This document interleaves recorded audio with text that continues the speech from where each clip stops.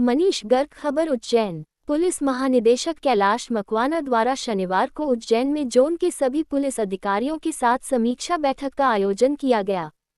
बैठक में अति पुलिस महानिदेशक Umesh Joga, DIG Ujjain Navneet Bhasin, DIG Ratlam Manoj Singh, SP Ujjain Pradeep Sharma, SP Ratlam Amit Kumar, police अधीक्षक देवास पुनीत, एसपी शाजापुर यशपाल, पुलिस अधीक्षक आगर मालवा विनोद सिंह, एसपी मंदसौर अभिषेक आनंद, एसपी नीमच अंकित जायसवाल और उज्जैन जिले के समस्त डीएसपी और एडिशनल एसपी अपराध समीक्षा मीटिंग में उपस्थित रहे।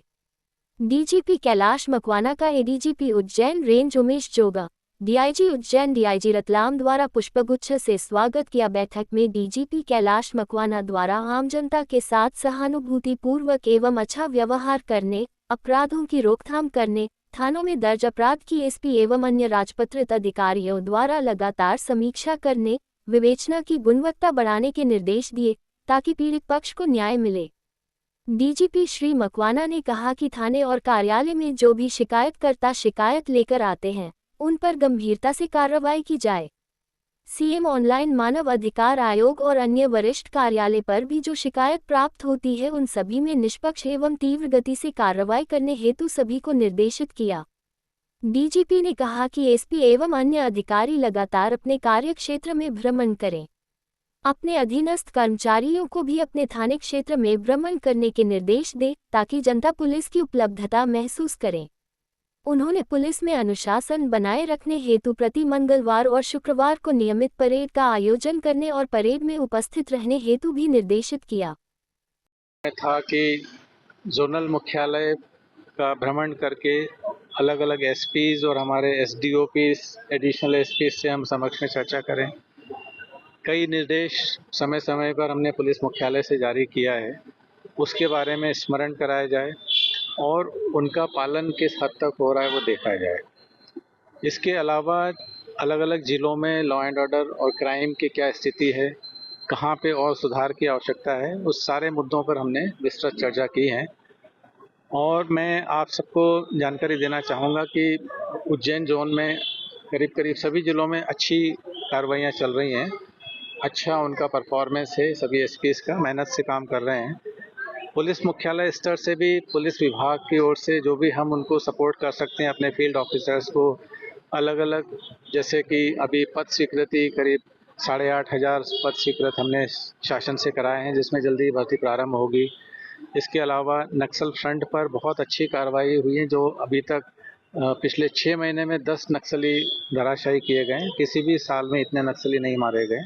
इसके पहले 6 एक साल में हाईएस्ट फिगर था।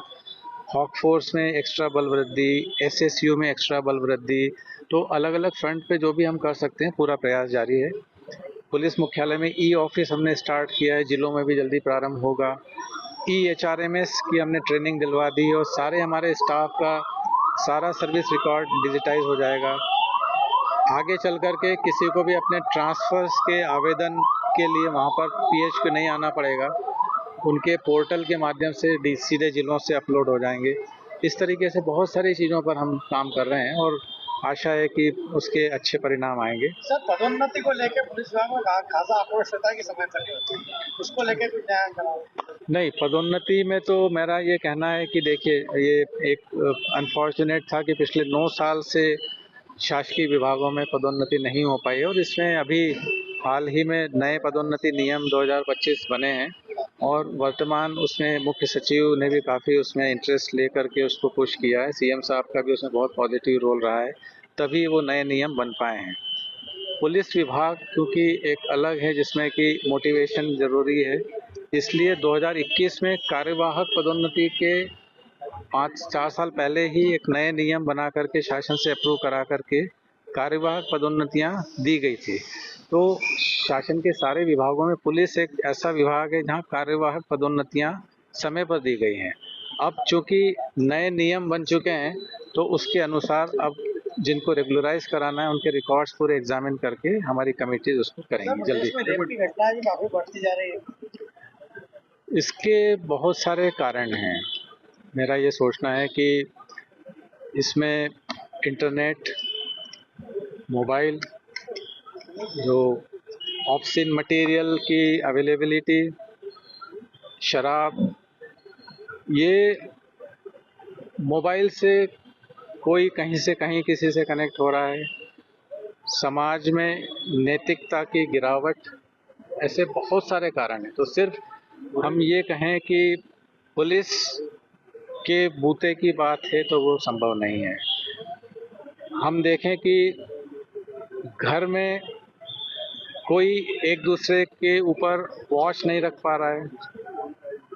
पहले होता था कि टीचर्स और माता पिता की बात बच्चे मानते थे और एक आंख की शर्म रहती थी, लेकिन अब बहुत सारे सीमाएं टूट चुकी हैं और अश्लीलता जिस तरीके से इंटरनेट से परोसी जा रही है बचपन से, वो उनका दिमाग निश्चित रूप से कहीं ना कहीं विकृत कर रही है और उस कारण से ये घटनाएं काफ़ी बढ़ी हैं। सर, साइबर अरेस्ट को लेकर केंद्र और प्रदेश सरकार जरूर चिंतित है, पुलिस भी कार्य कर रही है, इसको लेकर आपका क्या संदेश है, क्या रणनीति है? जी, एक्चुअली बीच में डिजिटल अरेस्ट और साइबर फ्रॉड्स की घटनाएं काफ़ी ज़्यादा सुनने में आ रही थी। तो माह फरवरी में हमने 10 दिन का safe click safe internet day के उपलक्ष्य में एक आयोजित किया था और मेरे विचार से इतने बड़े पैमाने पर पूरे प्रदेश में पहले साइबर जागरूकता का अभियान लॉन्च नहीं किया गया था। दूरस्थ ग्रामीण क्षेत्रों तक उसकी पहुंच थी और यही कारण है कि पब्लिक जागरूक हुई और कई ऐसे घटनाएं हुई जिसमें उन्होंने कोशिश की साइबर फ्रॉड करने वालों ने, किंतु पब्लिक जागरूक थी तो उन्होंने उसको एबॉर्ट कर दिया, घटना नहीं हो पाई।